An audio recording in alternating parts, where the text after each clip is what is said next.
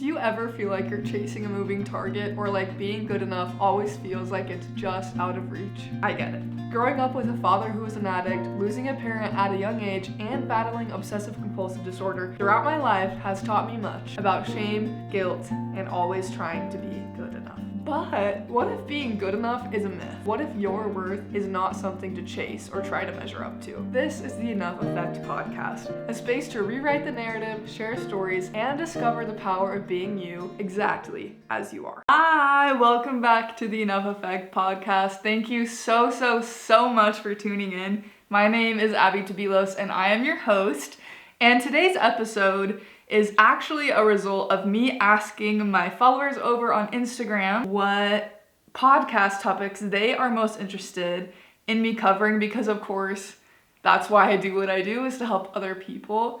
And I had a sweet person express that they were curious to know how loved ones within a family or friendship, whatever, just loved ones in general, can support people who have scrupulosity OCD.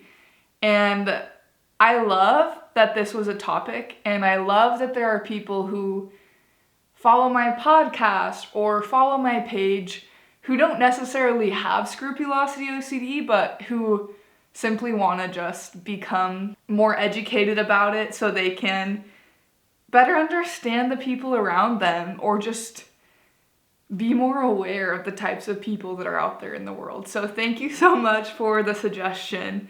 And before I really dive into answering that question, I did just want to take a second to give a virtual pat on the back to people who love those who have scrupulosity OCD, because it's definitely a disorder that can affect relationships in general.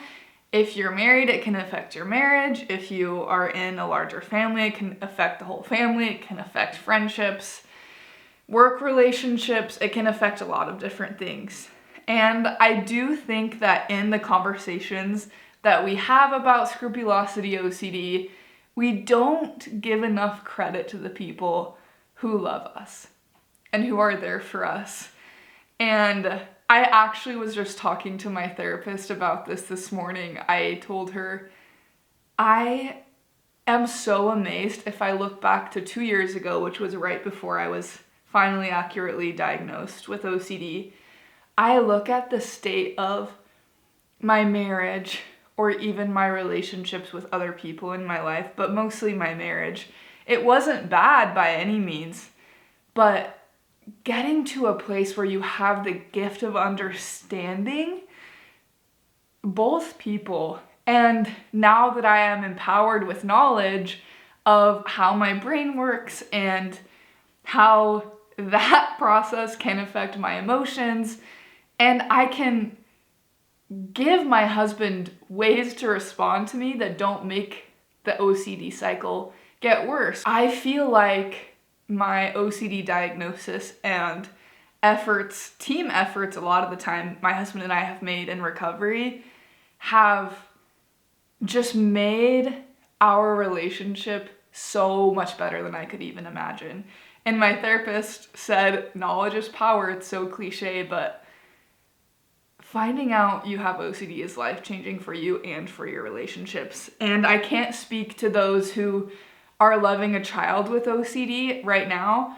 I could see if maybe my parent would want to come and talk about what that's been like. If that would be something that is helpful, I can even bring my husband on. Just watching on YouTube, comment there, or send me a message on social media if that would be helpful, and I can ask them what the experience has been like, because I think there's a lot of hidden things that I did as a child that were very clearly OCD, but no one knew what it was. And then also just what it's also been like for my husband and support for him as well. All of that being said, I just quickly wanted to jump into all of the ways that scrupulosity OCD can affect both an individual and their relationship. And this was off of like 20-second brainstorming, so I'm sure that there is more. But I wrote down, OCD can be hard for loved ones because of the irritation. Yes, I I'm not too proud to admit that it definitely can bring out feelings of irritation because there's this sense of impending doom and urgency and worrying you're a bad person and kind of just trying to dissociate so you can resolve what's going on in your head. All of that is the perfect storm for irritation. Number 2, to bring up dissociation again, it's not necessarily the typical kind of dissociation you might think of, but it's more so like I have a lot of memories of my husband. He can look at me and tell when I'm checked out. Like, you're in a room, but you're not in a room because you're in your head. And it takes away from moments because you're not as present. So that can be hard on loved ones as well. Number 3 is the sense of urgency, because holy cow, it's something that my husband noticed even before we knew OCD was a thing, because it's like everything needs to be done right away, but especially if it's something that my OCD wants me to do, right? So it's nice because that's kind of like a red flag marker. If that's coming up for me, I know that my OCD is involved. And my husband also can notice that. But that can put a lot of strain on relationships if there's a sense of urgency to fix things. Number 4 is that the OCD cycle and OCD thought loops can be quite difficult to understand from an outsider perspective, and not necessarily understanding what they are, because the OCD cycle itself can be quite simple if, you break it down and explain it simply. However, from an outside perspective, if I'm saying, oh yeah, I'm stuck on this in the OCD cycle about this thought that I'm having, and it's spurring the anxiety and the compulsions, and I'm going around the same thought a million times, to outsiders, it's just like, well, just like that thought isn't true. So stop thinking about that thought, or stop letting it affect you so much. I've heard that so many times throughout my life, especially from my mother, bless her heart. It's like, just that thought's not true, so stop worrying about it. And it's all said with good intentions, but when someone you love is suffering and you perceive the solution to be so simple, because technically speaking it is a simple solution, it's just difficult for everybody. Okay, last thing, and I'm pretty sure it's number 5. I didn't even do 5 on purpose, so I'm glad that it's a nice number, is that there are a lot of different OCD compulsions that loved ones can get involved in. For example, the one that's most common, I think, is asking for reassurance. That is something that loved ones are often involved in.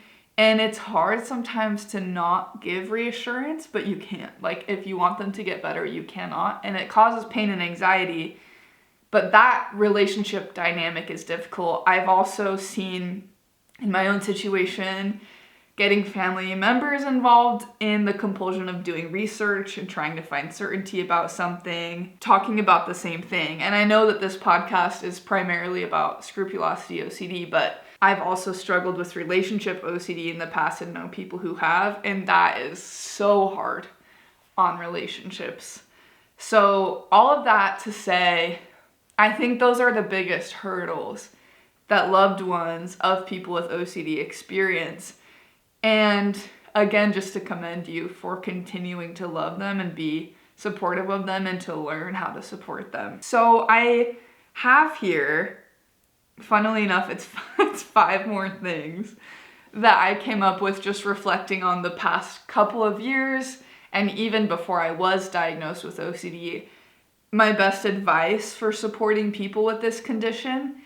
And again, there's so much to talk about this, and I think it could be valuable even to have my husband or mom on this and offer an additional perspective of how they take care of themselves when helping me, or when, I don't want to say dealing with me because I want to love myself, but loving me.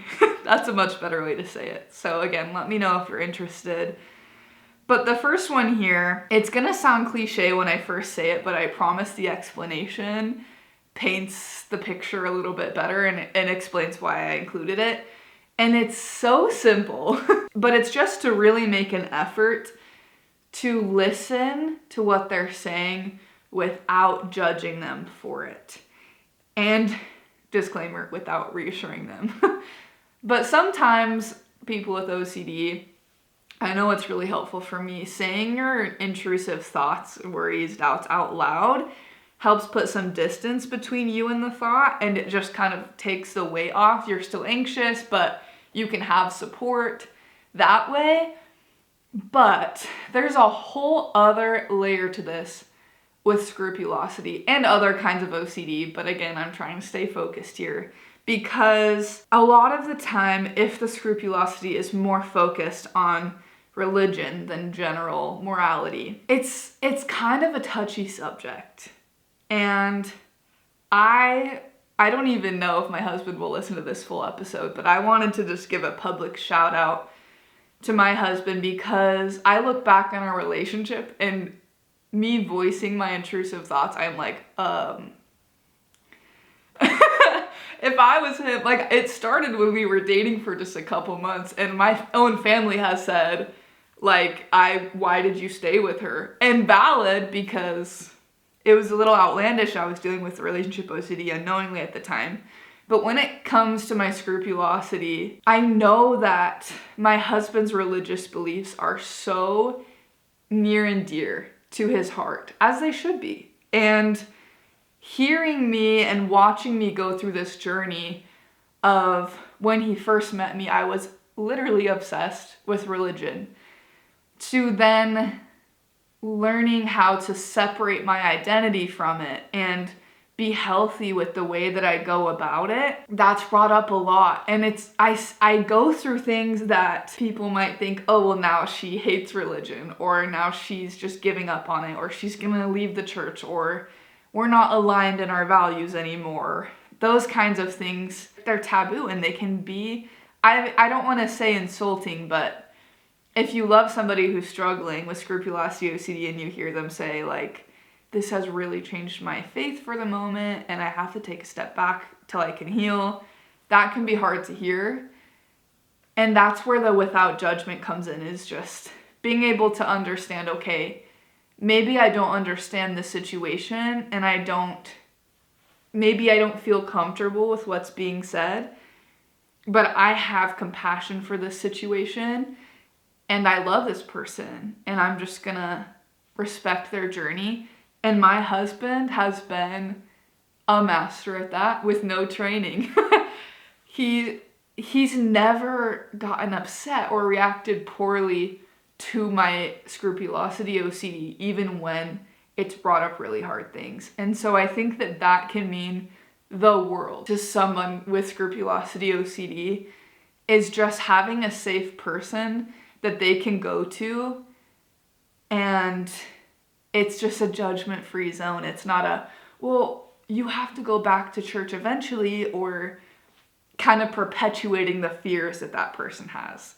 So that is my first suggestion. And number 2, I have here to try your very best to educate yourself on what compulsions are, and try your best not to perpetuate them.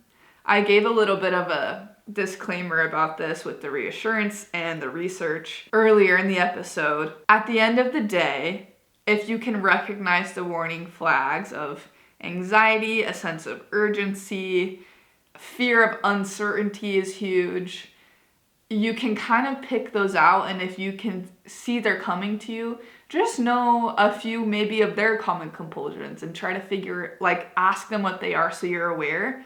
Like, one of mine used to be tapping and writing things on my fingers, and my husband used to hold my hands together when he caught me doing it. Like, that helps me stay accountable, because sometimes they're so automatic. And not to say you should put your loved one's recovery on you. Like, I'm not saying that. It's their responsibility.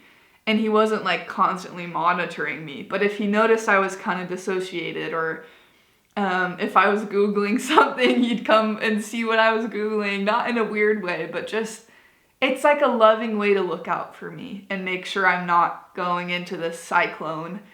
And that's something, like, whenever he, like, oh, let's stop doing that compulsion and hold my hands together, I felt so loved, even though I was a little annoyed because it made my anxiety ramp up. So just make sure you're not feeding into stuff. If they keep talking to you about the same thing, love them enough to gently remind them that you don't want to feed into reassurance and the need for certainty. My husband knows the catchphrases, like maybe that's true, maybe it isn't. He uses that on me all the time. That sounds like your OCD talking. He says that to me all the time. So just having a few of those phrases handy, if you DM me, I can share those with you, is helpful. These last three are a little bit shorter. The third one is if your loved one is in therapy, which if they have never been, they definitely should be. But if they're maybe gone through treatment and they're kind of on a break or whatever, this is fine. But if they are currently in therapy, don't be afraid to ask to briefly speak with their therapist or have their therapist provide advice for how to handle the situation. My husband did this. He asked to meet with my therapist, and he also asked me what my therapist recommended for him to respond, because again, loved ones can be a big part in perpetuating compulsions. And that was really helpful for him. That's where he got those catchphrases of how to respond to me that I mentioned earlier. It's nice to just have tools to turn to, I suppose. And fourth one, very cliche at first again, but it's just to be patient, because OCD is in its nature very frustrating. It's thought loops, it's repetition, it's getting stuck on the same exact thing, it's relapses, a lot of heavy, intense emotions. It's a lot. And so be patient with obviously the person suffering, but also be patient with yourself. If you find yourself getting frustrated, it's more than okay. Just take a step back. And that leads me into the last one, which is just to take care of yourself too. There was a time right after I got diagnosed when it's really, really hard.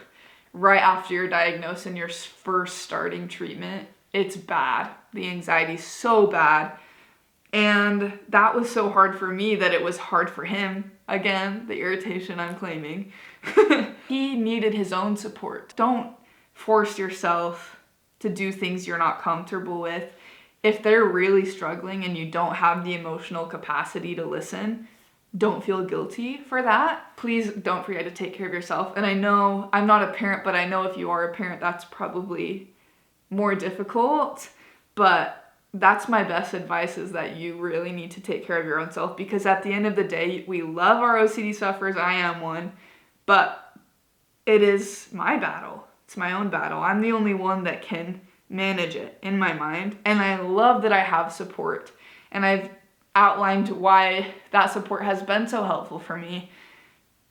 But it is my battle. And I cannot expect anyone else to do this recovery for me. It's my job. And I just know that my husband is there for me when I'm overwhelmed sometimes, and sometimes I try to deal with it on my own. But I love you for listening to this and for being curious about how to support people with this condition. And I will talk to you next week. Thank you for listening to the Enough Effect podcast. If you enjoyed listening, it would mean the world to me if you would subscribe to my channel, like this video, and comment your favorite thing from today's episode. Plus, don't forget to hit up my social media at abstabs, ABSTABBS on TikTok, Instagram, and Facebook for daily inspirational content to remind you that you can live a life built upon the resounding belief that being good enough was never an endeavor worth pursuing. Lastly, check out my show notes for any resources mentioned in this episode, and my website, where you can find a list of all the ways I would love to work with you. See you next week, and don't forget that you are and always have been more than enough.